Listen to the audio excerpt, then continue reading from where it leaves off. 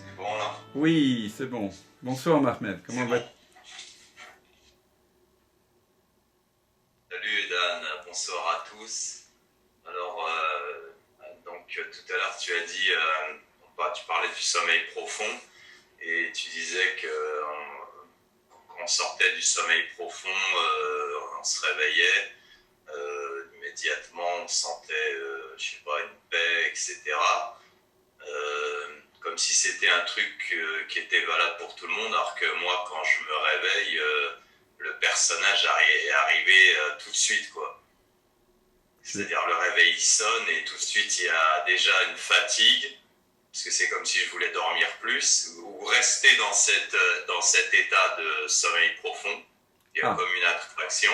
ah, Et d'autre part, il y a l'angoisse de tout de suite rendosser le personnage, le réel, de se lever.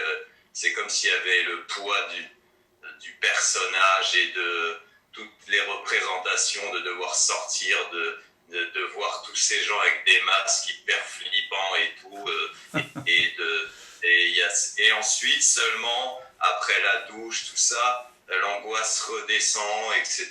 Puis je prends la voiture et ça se calme un peu, mais il n'y a pas. Mais là où, effectivement, j'ai toujours senti, pressenti qu'il y avait quelque chose dans le sommeil, c'est l'attraction qu'a le sommeil pour moi, parce que j'aimais bien dormir, par exemple. oui, Et je sens qu'il y a quelque chose, quoi.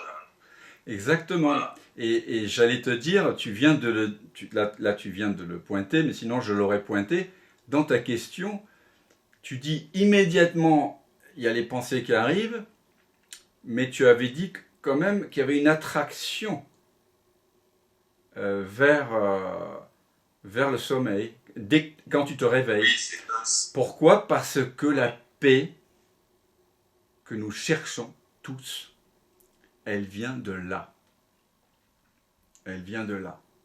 Elle vient du repos qu'il y a à arrêter de se prendre pour quelqu'un. La chose la plus fatigante au monde, c'est ce que vous faites, ce que nous avons tous fait, plus ou moins.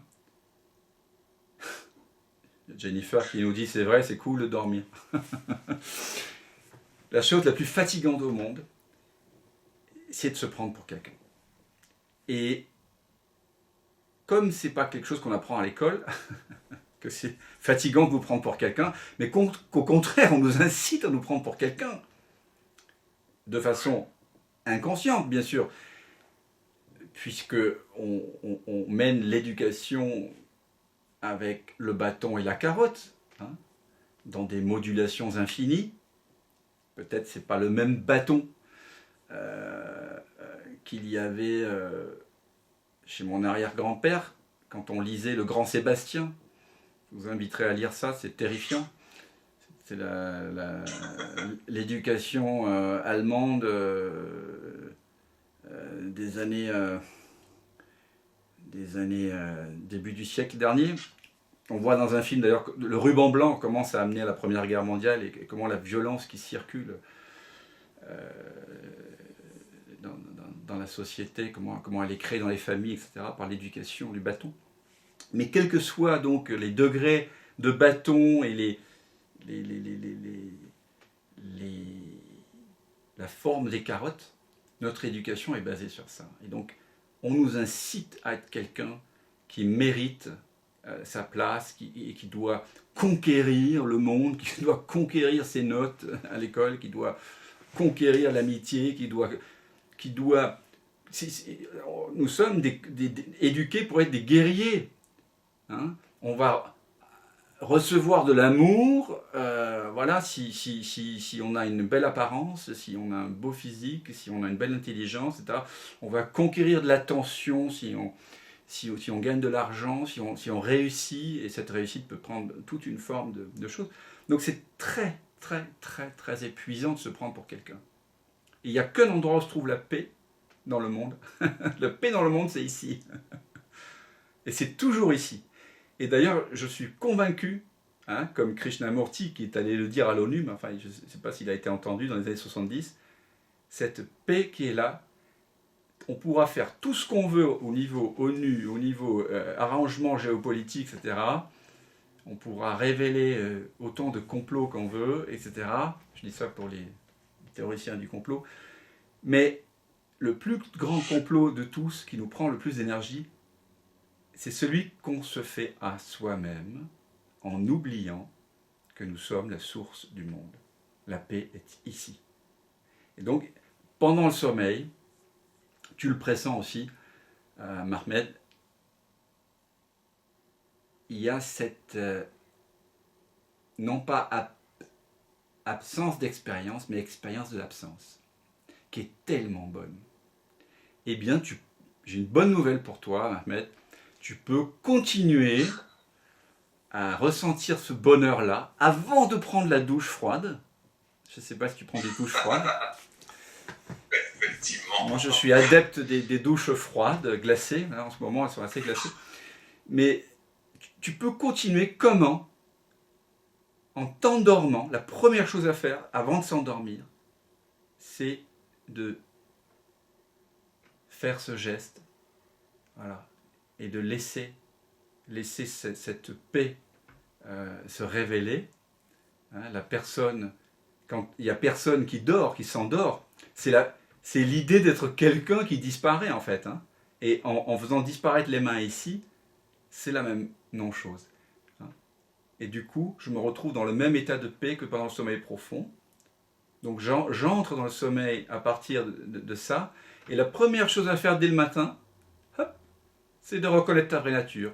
Au lieu de programmer ton réveil, enfin tu peux le programmer aussi si tu veux arriver à l'heure au boulot, mais tu programmes, waouh, en fait, la paix qui m'inspire, elle est là. Bien sûr que quand j'ouvre l'ordinateur, plof, plof, plof, plof, plof, hein, y a différentes fonctionnalités. Le bureau, il est un peu plein chez moi, donc, mais ça met un peu de temps quand même avant de s'ouvrir, mais finalement c'est assez rapide. Mais tu n'oublies pas que tu es le bureau vide, tu vois, sur lequel ces différentes applications apparaissent, finissent par apparaître. C'est normal, tu dois savoir quel est le contenu de ta journée, tes rendez-vous, etc. Mais tout de suite, tu reprends contact avec ta vraie nature. Et tu contemples les pensées angoissantes ou anxiogènes. À partir de cet espace, tu les laisses apparaître dans cet espace. Et tu vois si l'espace est pris dans le film anxiogène, là, ou si l'écran est libre du film. C'est à toi d'investiguer, Mahmed. C'est à toi de te prendre en main maintenant. Alors, je fais le geste toutes les 5 minutes en marchant, dit Jennifer, parce qu'elle a fait le stage de 9 jours, il n'y a pas longtemps. Et alors, Jennifer, tu nous raconteras ton expérience tout à l'heure. Mais, tu vois, cette paix, elle est là. C'est à toi de revenir à ça. C'est à toi de revenir. Qu'est-ce que... Et ça, je le fais quand je suis au boulot. Oui, non, mais je refais, au matin. Le matin. Dès le matin. Dès le réveil. Ouais, en fait, j'oublie. Et voilà. En fait, Et voilà. Tu as oublié. Tu vas prendre perpète, là.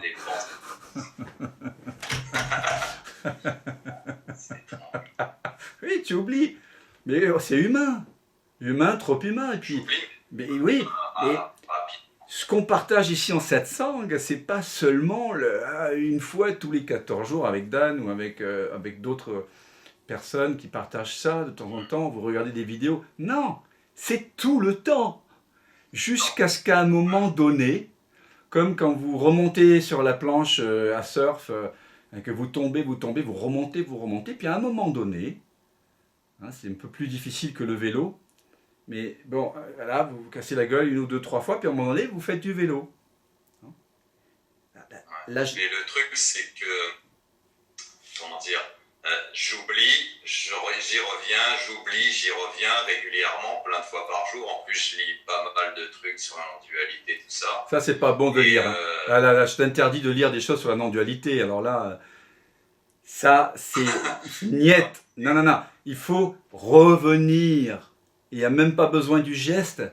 Quand vous l'avez fait le geste, je sais pas moi, 1000 fois, 2000 fois, 3000 fois, à un moment donné, il suffit de... Par la pensée, c'est même pas par la pensée, c'est avant la pensée.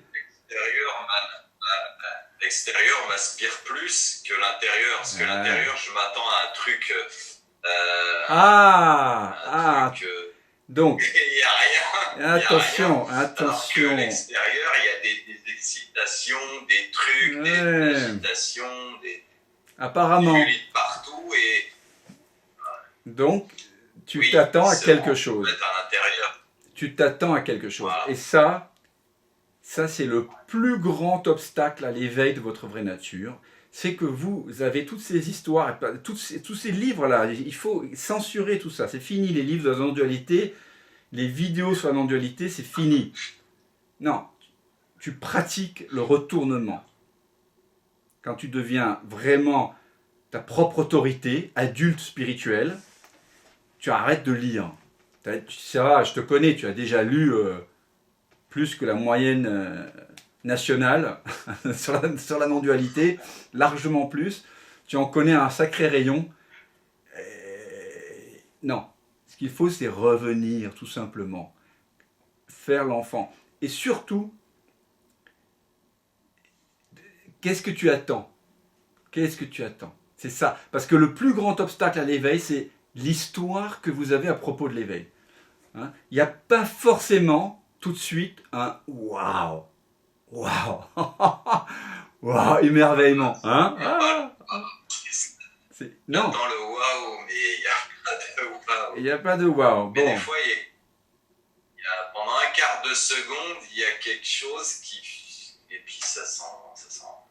oui, non, mais ça s'en Un quart de va et seconde, ça revient. Ça, c'est comme ça. tout à fait. Ça, c'est comme ça. Les perceptions, les sensations, ça s'en va et ça revient. Ta ta ti, ça c'est comme ça. Ça c'est la musique de la vie. Mais le vivant, il n'a pas de visage. Donc, tu dois te déposer, enfin tu dois. Je t'invite à te déposer plus longuement, sans attente. Ceci n'est pas quelque chose que nous faisons pour avoir un wow. Ceci est quelque chose que l'on fait sans attente. Ça, c'est l'acte sacré. C'est agir pour rien. Comme les enfants qui jouent. Mais nous sommes devenus des adultes qui voulons des résultats, nous voulons des retours sur investissement, je te comprends.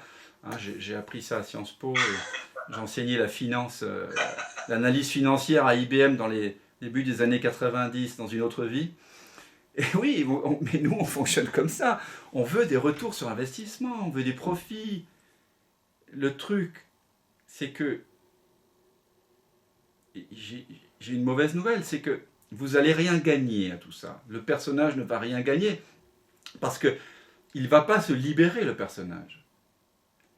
Mais par contre, vous allez découvrir que vous êtes libre du personnage.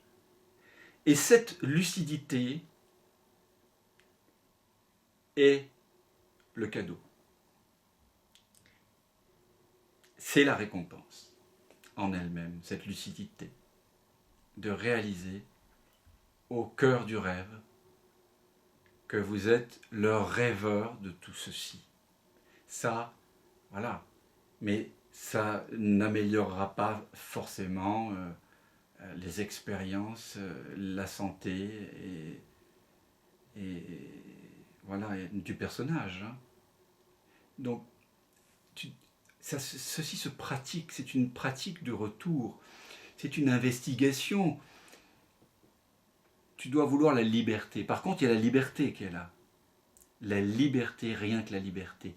Shankaracharya, Adi Shankaracharya, qui est un des pères fondateurs de ce qu'on appelle la philosophie de l'Advaita Vedanta, la non-dualité de la fin des Védas, 8e siècle, il donnait plein de conditions à l'éveil, et la plus grande condition, c'est le désir de libération.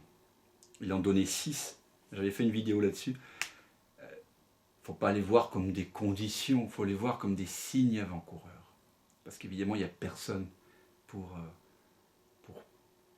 faire quoi que ce soit. Mais voilà, tu vois, Je ne sais pas si ça résonne pour toi. Ce désir profond de libération pour la liberté elle-même. Pour la liberté elle-même, pour la vérité. Satsang, c'est...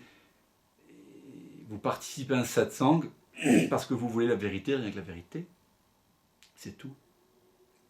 Ça a l'air de rien. Mais c'est le rien du tout. Donc c'est pas insignifiant. Au contraire, c'est la plus haute importance. Donc apprenez à vous poser dans cet espace sans qu'il y ait le waouh forcément. Chez moi, il y a un waouh. Mais vous l'exprimez à votre sauce. Chacun va exprimer avec ses mots, avec sa culture, avec sa poésie, ce que cela fait que de redécouvrir dans l'instant. Parce que c'est une redécouverte de chaque instant. Hein. Ici aussi. Ici aussi. C'est chaque instant, c'est nouveau. Donc vous allez chacun l'exprimer à votre façon. Et puis peut-être qu'il y aura des waouh, peut-être pas. Mais par contre, il y a la paix. Et il y a la liberté si tu te déposes. Dépose-toi dans ce mystère, Mohamed. Vraiment. Et dès le matin, tu mets un réveil pour te réveiller et un réveil pour te ramener là. Ok. Merci Dan. Merci à toi et j'espère à bientôt parce que tu viens souvent au Satsang à Paris. Hein, ouais, on va. Avec plaisir, avec joie. Ouais.